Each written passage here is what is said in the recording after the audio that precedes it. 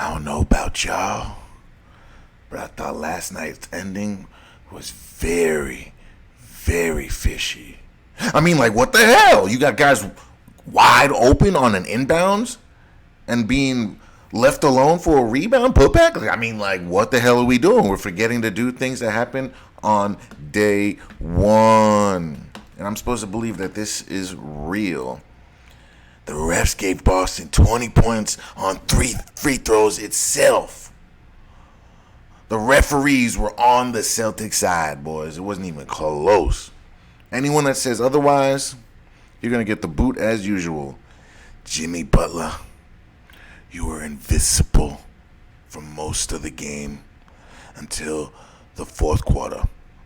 Offensively, I want to say, because he did have 8 assists. He did have 12 rebounds, right? I think we'll double check that. But offensively, he was absent for most of the game. And like I said, if Jimmy Butler is that way, they're going to lose. I needed him to drop 40, man. I needed him to drop 40. And he only had 24. Jimmy ain't going to get it done. That ain't going to get it done. And no one sees how, I guess, convenient this is. They go down 3-0.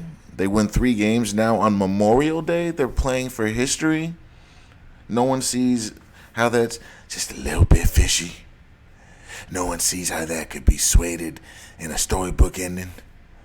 Are we for real? Very rugged game for Boston. Tatum started off very hot, but he didn't score till late in the fourth, guys.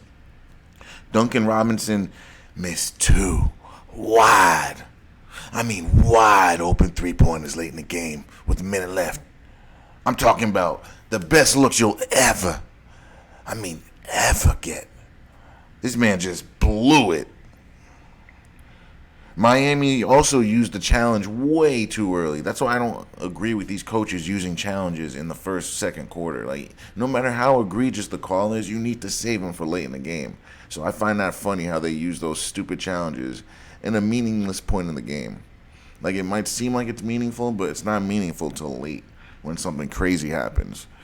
But then again, was that part of the plan? I don't know. I gotta ask. Seems just a little bit fishy. A little bit. What else? And also, why was Al Horford on Jimmy Butler on the last offensive play of the game for Miami? Can anyone explain that?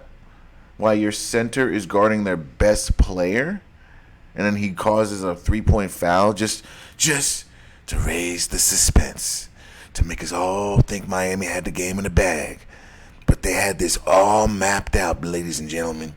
They knew, the NBA knew, they needed only 3 seconds with Max Strus not face guarding the inbounder to get the putback. The magnets work like a charm, boys and girls. Al Horford on Jimmy Butler shooting a 3, fouling him. Of course, seemed just a little bit predictable, a little bit practice, if you know what I'm talking about. Then he makes all 3 free throws. Afterwards, they have Marcus Smart chuck up a 3 unsuspectingly off of his, or behind his right shoulder. The most impossible shot. They didn't even drop a shot for Jason Tatum. Like that's how horrible this was. Throws it up. Then no one is on, what's his name? Derek White on the inbounds. The inbounder is like 6 feet away from him. I'm not even kidding you guys. And then you see him, and he starts chasing him, but he's already behind him. He's not going to be able to do a damn thing about it. Like, as a coach, I don't know why you would do that. Like, I understand, you want to try to, like, take away a pass, but you can only take away one player. There's going to be 4 other guys. And he goes to the top of the key? The top of the key?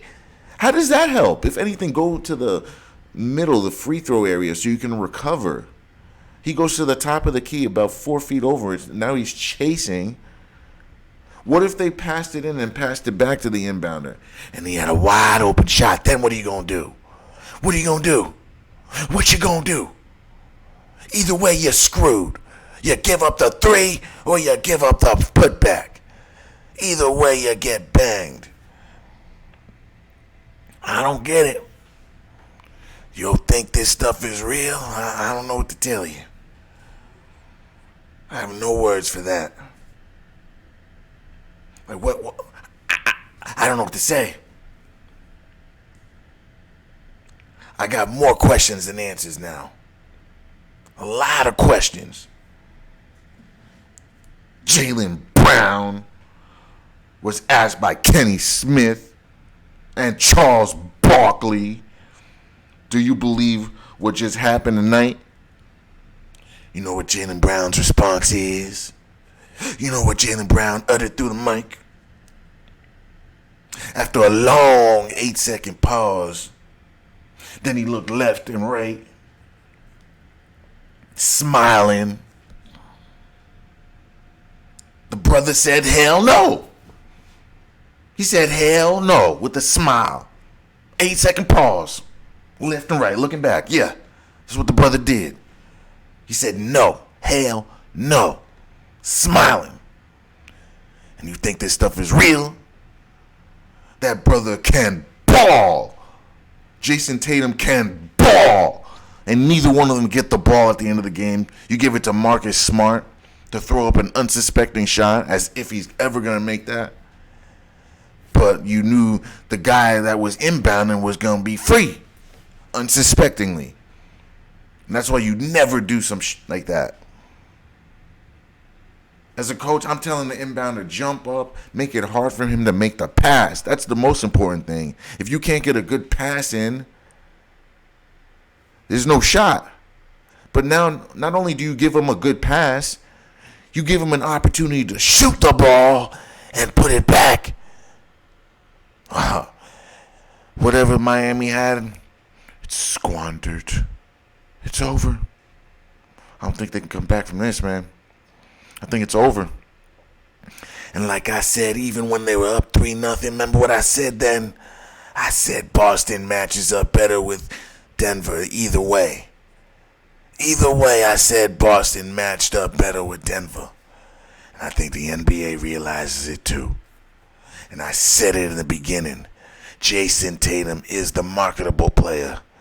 Always was. And always will be. In any event, let's check the stats. Jimmy dropped 24. Only sat down 1 minute. That's probably why he was tired. Couldn't get anything going. Till he had to will his way through. Bam. Gives you only 11 when you need 20 from him. That's why you lost. Caleb is balling as always. Vincent can ball. Strus can ball, but he messed up on that last play. Should have told his coach, I cannot not face guard him because it's going to give him a putback and or a shot. Spoelstra knows better than that. 3 seconds is plenty of time for a shot and putback. He knows better. That's why I'm not giving him a pass. Duncan Robinson should have 16, 19 points sealing that game, but now all of a sudden he can't make wide open shots, but he's making contested shots, shots off screens, shots off balance. But when he's wide open 2 times in a row, can't make the shot.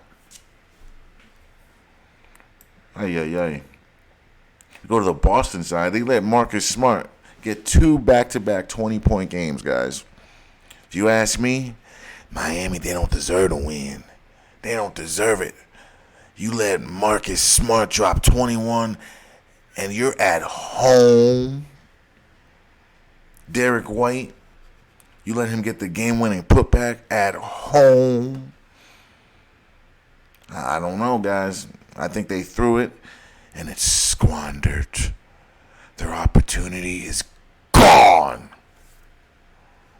Tatum, he balled. Jaylen, he balled. I'll give him that. They both dropped a double-double. They had to. But I can't let Miami off the hook here. What the hell are we doing? You're supposed to be the best coach in the game, and you had the biggest blunder of the series. What the hell are we doing? Why aren't we pressuring the ball? Why are we letting the inbounder get a clean inbound? No pressure. No one in his face. I'm not falling for it. Not me. Not today.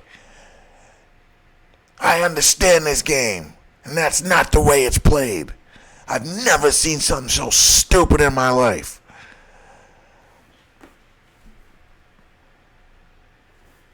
Derek White could have literally threw the ball off his back.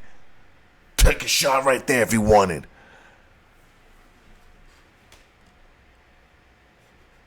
$42 points in the paint.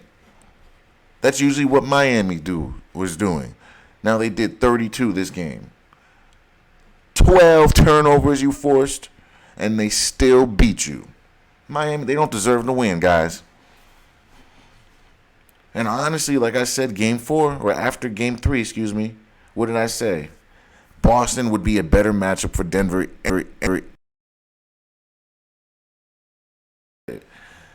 And I knew it. I knew one of these two teams were going to come. I thought they'd be the team to do it. We never thought Boston would be the one. That's what they wanted us to think. Just like they want us to think that Denver's the clear-cut winner. Don't fall for it, boys and girls. Ladies and gentlemen, do not fall for that crap. Don't think for 1 second that Denver's the clear-cut winner. Because Boston's going to have something to say about it. And dare I say, possibly Miami. 47 rebounds all. 12 offensive. This should be 11 and 46. But due to coaching blunders, it's over. Your chance of going to the NBA Finals, Miami, it's over. You gave them 34. Well, the refs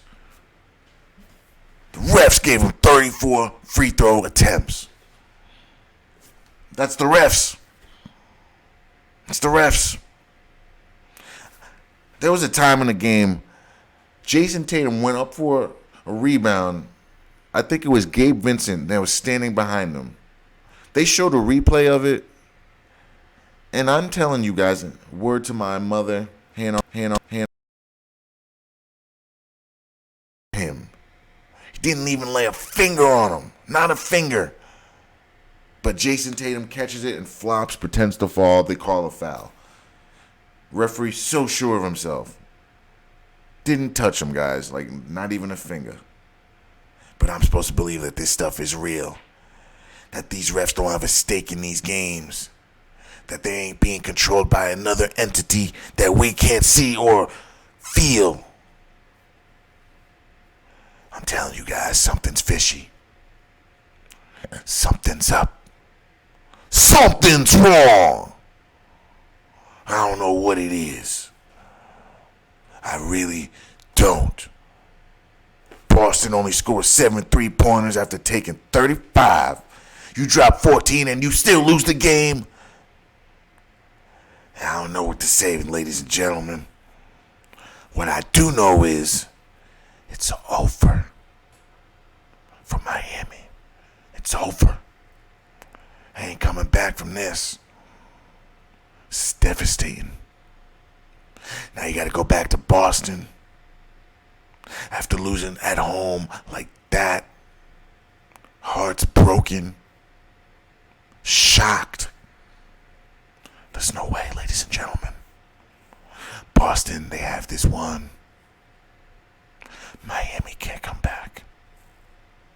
It's over. Thanks for watching. Don't forget to like, share, and subscribe.